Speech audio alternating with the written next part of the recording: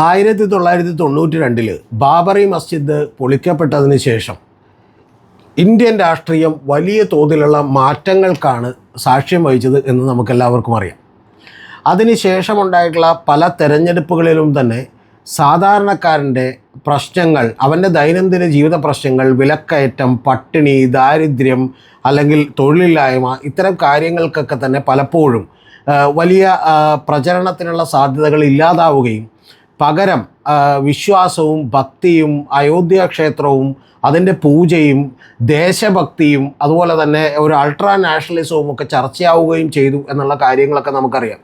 1992 ശേഷം ഇത് പതുക്കെ പതുക്കെയാണ് കൂടിയതെങ്കിൽ 2014 എത്തുമ്പോഴും 2019 എത്തുമ്പോഴും 2024 എത്തുമ്പോഴും ഒക്കെ നമ്മൾ ഏതാണ്ട് അത് കണ്ടു. പക്ഷേ 2014 എത്തിയപ്പോൾ അത് കണ്ടു, 2019 എത്തിയപ്പോൾ അത് കണ്ടു. പക്ഷേ 2024 എത്തിയപ്പോൾ ഇപ്പോൾ രാഷ്ട്രീയമായിട്ട് ചില വ്യത്യാസങ്ങൾ കൂടി ഉണ്ടായി. കാരണം അയോധ്യയൊക്കെ ചർച്ചയാകാതിരിക്കുകയും സാധാരണ ജനങ്ങളുടെ തൊഴിലില്ലായ്മയും അതുപോലെ തന്നെ വർഗീയ രാഷ്ട്രീയവും ഒക്കെ തന്നെ ചർച്ചയാവുകയും ചെയ്തു എന്നുള്ളത് യാഥാർത്ഥ്യമാണ്.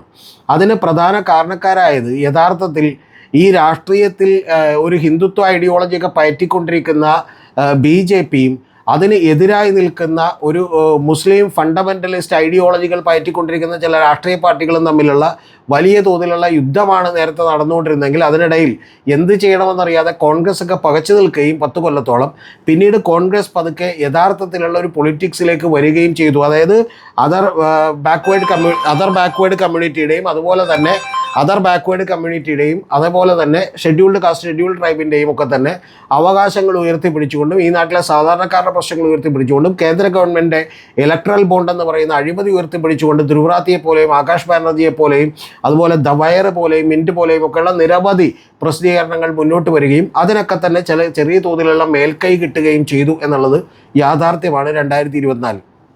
അതുകൊണ്ട് തന്നെ നരേന്ദ്രമോദി കുറച്ചുകൂടി കൂടിയ തീവ്രമായിട്ടുള്ള വർഗീയ കാർഡുകൾ ഇറക്കുന്നതിന് വേണ്ടി ശ്രമിക്കുകയും ആ ആളുകൾക്ക് കൂടുതൽ കുട്ടികളുണ്ടാവുന്നവർ നിങ്ങളുടെ താലിമാല പോലും പൊട്ടിച്ചെടുക്കും എന്ന് പറയുന്ന ചില പരാമർശങ്ങളൊക്കെ നടത്തുകയും ചെയ്യുന്നതൊക്കെ നമ്മൾ കണ്ടു. എന്ന് പറഞ്ഞാൽ ജാനുവരി 2024 ഉണ്ടായിരുന്ന അത്രയും വലിയ ആത്മവിശ്വാസം പിന്നീട് മാർച്ചിലേക്കും ഏപ്രിലേക്കും ഒക്കെ വന്നപ്പോൾ നരേന്ദ്രമോദിക്കോ BJPക്കോ ഒന്നും ഉണ്ടായിരുന്നില്ല എന്നുള്ളതാണ് യാഥാർത്ഥ്യം. അപ്പോൾ ഇത്തരം കാര്യങ്ങളിൽ വലിയ വളർച്ച ഉണ്ടാവുകയും പിന്നീട് ആ വളർച്ചയിൽ നിന്ന് ഒരു തളർച്ചയിലേക്ക് പോവുകയും ഒക്കെ ചെയ്യുന്നതാണ് നമ്മൾ ഇന്ത്യൻ രാഷ്ട്രീയത്തിൽ കണ്ടതെങ്കിൽ, ഞാൻ പറഞ്ഞു വന്നത് കേരള രാഷ്ട്രീയവും അതുപോലെ തന്നെ മാറിക്കൊണ്ടിരിക്കുന്നു എന്നുള്ളതാണ്. ഇപ്പോൾ കഴിഞ്ഞ 2018 ശബരിമലയിൽ സ്ത്രീ പ്രവേശനവുമായി ബന്ധപ്പെട്ടൊരു വിധിയുണ്ടായെന്ന് നമുക്കറിയാം. പക്ഷേ ആ വിധി ഉണ്ടാകുന്നതിനും ഒരു 10 കൊല്ലം 15 കൊല്ലം മുമ്പ് തന്നെ കേരളത്തിൻ്റെ രാഷ്ട്രീയ മേഖലകളിലേക്ക് ഒരു വിശ്വാസം പതുക്കെ അരിച്ചിറങ്ങുന്നതിൻ്റെ ഭാഗമായി ഇതിനെ പ്രതിരോധിക്കാൻ കഴിയാത്ത CPM ലോക്കൽ കമ്മിറ്റി അംഗങ്ങളിൽ താഴെയുള്ളവർക്ക് വേണമെങ്കിൽ അമ്പലങ്ങളിലും അതുപോലെ പള്ളികളിലുമൊക്കെ തന്നെ ഭാരവാഹികളാകാം എന്ന് പറയുകയൊക്കെ ചെയ്യുന്നതൊക്കെ നമ്മൾ കേട്ടു. അപ്പോൾ അങ്ങനെ പതുക്കെ ഇത്തരത്തിലുള്ള വിശ്വാസധാരകൾ, അന്ധവിശ്വാസങ്ങൾ ഒരുപക്ഷെ മനുഷ്യൻ്റെ ദൈനംദിന പ്രശ്നങ്ങളൊക്കെ തന്നെ ചർച്ചയാകാതിരിക്കുകയും അതിനേക്കാൾ വലിയ ചർച്ചയായി നാമജപ ഘോഷയാത്രകൾ മാറുകയും വലിയ തോതിലുള്ള പ്രക്ഷോഭമായി മാറുകയും ഒക്കെ ചെയ്തതെന്ന് നമുക്കറിയാം. അതിൻ്റെ ഘട്ടം ഇപ്പോൾ ഒന്നുകൂടി കൂടിയിരിക്കുന്നു. ഇപ്പോൾ നമ്മുടെ രാഷ്ട്രീയത്തിൽ SNDPയുടെ പിന്തുണയും അതുപോലെ ജാതിമത സംഘടനകളുടെ പിന്തുണയും സാമുദായിക സംഘടനകളുടെ പിന്തുണയും ഒക്കെ തന്നെ വലിയ പ്രധാനപ്പെട്ട ഒരു കാര്യമായി മാറുകയും അതിനൊക്കെ തന്നെ ആളുകൾ വോട്ട് ചെയ്യും എന്ന് പറയുന്ന ഒരു തോന്നലിലേക്ക് നമ്മൾ എത്തുകയും ചെയ്തു എന്നുള്ളത് യാഥാർത്ഥ്യമാണ്. അതായത് നേരത്തെ നമുക്കറിയാം MT വാസുദേവൻ നായരൊക്കെ നിർമാല്യം എന്ന് പറയുന്ന സിനിമ എഴുതുമ്പോൾ ഭഗവതിയുടെ മുഖത്ത് തുപ്പുന്നൊരു വെളിച്ചപ്പാടിനെ കാണിക്കാൻ കഴിയുമായിരുന്നെങ്കിൽ ഇപ്പോൾ യഥാർത്ഥത്തിൽ ഗണപതി മിത്താണ് എന്ന് പറയുന്ന ഒരു വാചകം പോലും പിന്നീട് പറയാൻ പറ്റാത്ത സാഹചര്യത്തിലേക്ക് ശബരിമലയുടെ കാര്യത്തിൽ സ്ത്രീ പ്രവേശനത്തെ നിങ്ങൾ അനുകൂലിക്കുന്നുണ്ടോ എന്ന ചോദ്യത്തിലുള്ളത് എല്ലാവരും തന്നെ സ്കിപ്പ് ചെയ്യുകയും അത് ചർച്ച ചെയ്യുകയും ചെയ്യേണ്ടാത്ത ചോദ്യത്തിലേക്ക് മാറി എന്ന് മാത്രമല്ല, ഒന്നുകൂടി കൃത്യമായി പറഞ്ഞാൽ ശബരിമല ഒരു പ്രധാനപ്പെട്ട വിഷയവും ശബരിമലയിൽ നിന്ന് സ്വർണം പോയത് ഒരു വലിയ പ്രധാനപ്പെട്ട ഇഷ്യൂവുമായി മാറുകയും കേരളം മുഴുവൻ അത് ചർച്ച ചെയ്യുകയൊക്കെ ചെയ്യുന്ന ലെവലുകളിലേക്ക് കേരളം മാറിക്കൊണ്ടിരിക്കുന്നു എന്നുള്ളതാണ് വാസ്തവം. എന്ന് പറഞ്ഞാൽ 2016 30 ലക്ഷം വോട്ടുകൾ BJPക്ക് കിട്ടിയിരുന്നു നിയമസഭാ തെരഞ്ഞെടുപ്പിൽ. അതിനുശേഷം നമുക്കറിയാം 2021 വരുമ്പോൾ അത് 24,20,000 വോട്ടുകളായി മാറിയിരുന്നു. അതിനുശേഷം നിങ്ങൾ 2024 ലോക്സഭാ തെരഞ്ഞെടുപ്പ് നോക്കുമ്പോൾ ബി ജെ പിയുടെ വോട്ടുകൾ 38 ലക്ഷത്തോളം വരെ കൂടിയിരുന്നു.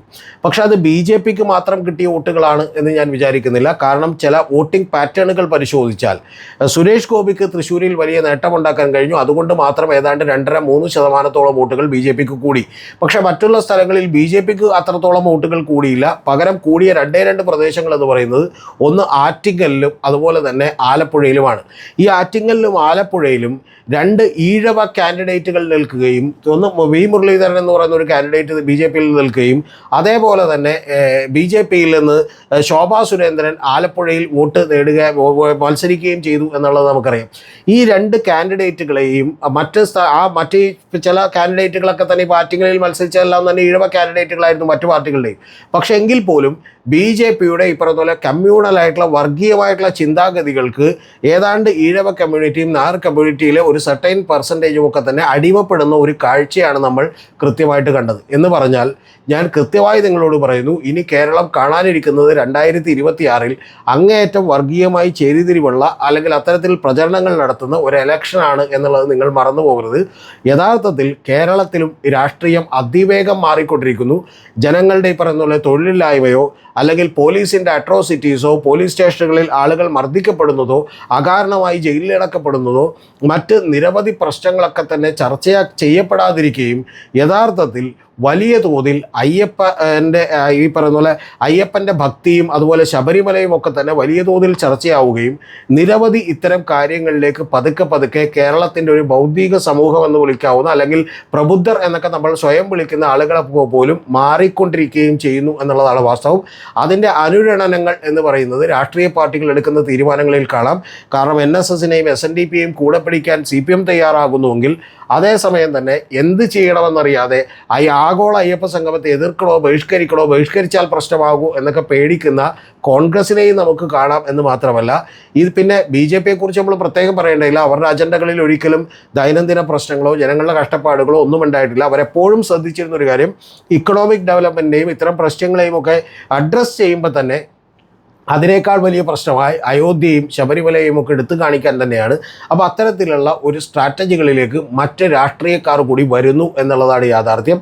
അതായത് കേരള രാഷ്ട്രീയം ഏതാണ്ട് 2010 ശേഷവും 1992 ശേഷം പതുക്കെയും 2010 ശേഷം വളരെ വേഗത്തിലും ഇന്ത്യൻ രാഷ്ട്രീയം മാറിയതുപോലെ തന്നെ കേരള രാഷ്ട്രീയവും ഏതാണ്ട് മാറിക്കൊണ്ടിരിക്കുന്നു എന്നുള്ളതാണ് യാഥാർത്ഥ്യം. വർഗീയമായിട്ടുള്ള മതപരമായിട്ടുള്ള ജാതീയമായിട്ടുള്ള വിഭജനങ്ങളിലേക്ക് കിടക്കുകയും ആ വിഭജനങ്ങളിലൂടെ വോട്ടുകൾ ഉറപ്പിക്കുകയും അതിനനുസരിച്ച് മാത്രം രാഷ്ട്രീയ പാർട്ടികൾ സ്ഥാനാർത്ഥികളെ നിർത്തുകയും ചെയ്യുന്ന അതിനൂതനമായിട്ടുള്ള ഒരു കാലം വരികയാണ് എന്നുള്ളതാണ് വാസ്തവം.